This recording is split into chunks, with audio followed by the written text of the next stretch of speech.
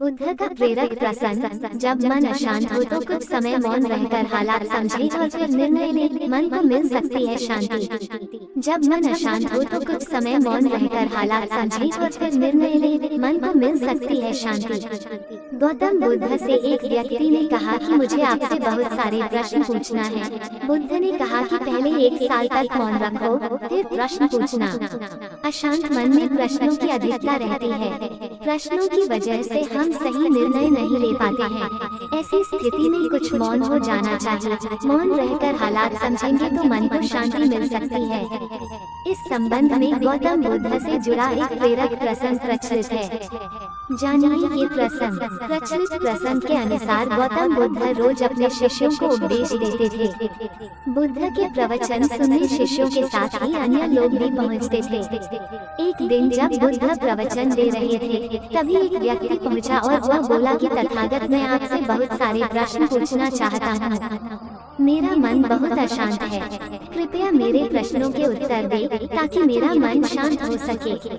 बुद्ध ने उससे कहा कि मैं तुम्हारे प्रश्नों के उत्तर जरूर दूंगा, लेकिन तुम्हें 1 साल तक मौन धारण करना होगा। 1 साल के बाद तुम जो भी पूछोगे, तुम्हें उसका उत्तर जरूर मिल जाएगा।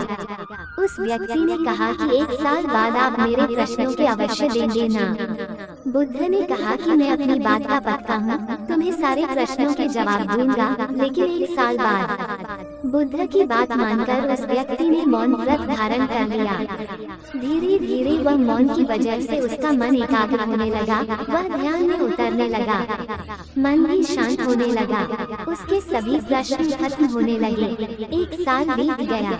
समय पूरा होने के बाद बुद्ध ने उस व्यक्ति से कहा कि अब तुम अपने सभी प्रश्न मुझसे पूछ सकते हो। ये बात सुनकर वह व्यक्ति हंसा और कहा कि 1 साल पहले मेरे मन में कई प्रश्न थे, लेकिन अब सारे प्रश्न शांत हो गए हैं।